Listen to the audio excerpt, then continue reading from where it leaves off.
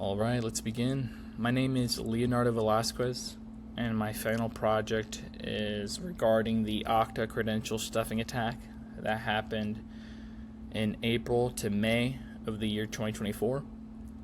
My EDX name is Leo Velez, my GitHub name is Leo X Velez, and the date that I'm recording this is September 14th of the year 2025.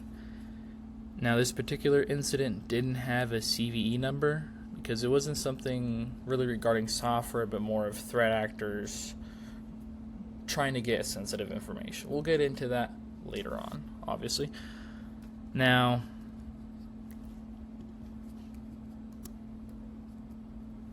for the next 7 to 10 minutes, I'm going to introduce myself a bit more. I'm going to explain why I chose this as my project, and I'll explain what Okta is, why and how threat actors targeted Okta, the aftermath, and my recommendations to prevent similar attacks. So as I said, my name is Leonardo Velasquez. I'm 23 years old. I work at a food processing plant called IFF, and the actual reason why I chose this to be my project was because my company used Okta because of this event. Now we don't. We use something called the Workday, and I was kind of seeing how my company was reacting to the whole process of, them being breached. We were getting emails and emails regarding phishing and how to prevent phishing, and I was, taking it seriously, and it's actually what piqued my interest in cybersecurity, the reason why I'm taking this class.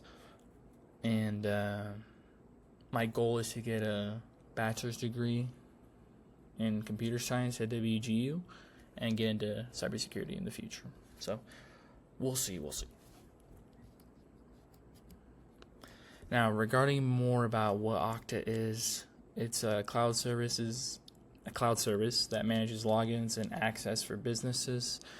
It's more of a gatekeeper that employees and customers can log in through just once, and they'll confirm their identity before letting them get into email, HR tools, and other apps.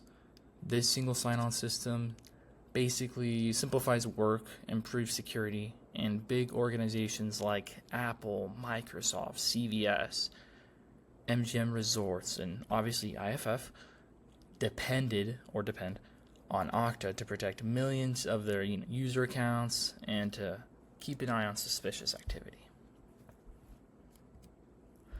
Now, the main reason why Okta was targeted was because it's a central identity provider for thousands of companies.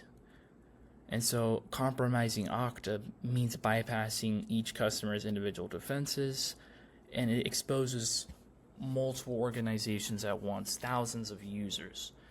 The potential of hackers hacking into that's dangerous. All that sensitive information being accessed by them.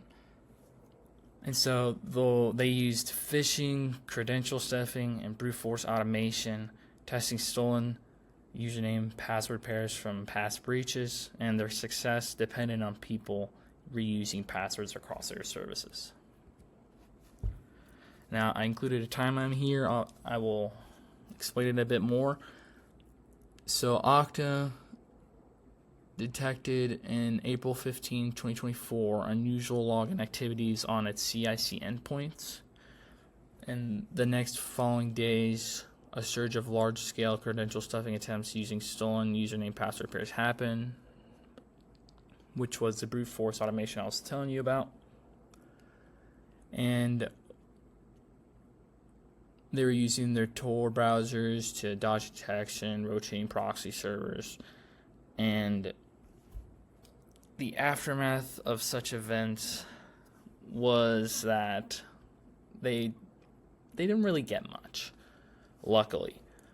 Now, they didn't get code, databases, or identity platform. No passwords were stolen from Okta itself, but they just got a few support ticket items, attachments from some customers, and luckily, as far as Okta is concerned, that was it.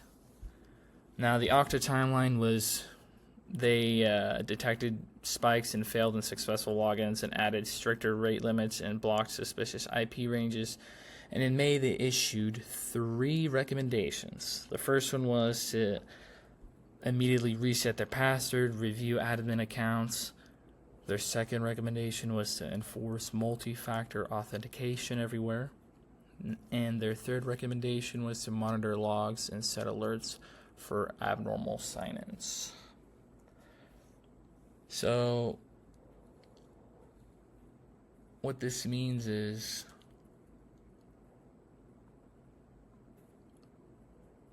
they weren't able to get that much data.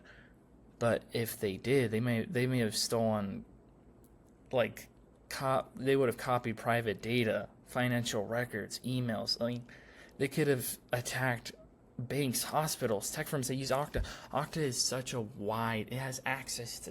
It has such a network. It's like a tree, you know, and that Okta is the main root, and that's what they were trying to breach.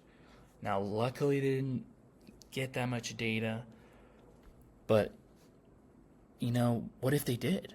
You know, that Okta would have faced lawsuits, fines. I mean, obviously, no one would trust them anymore. So it's dangerous to think what could have happened, and the potential of people getting their sensitive information taken. You know, it's scary. That's really scary to think about. Now, my recommendations to prevent similar attacks are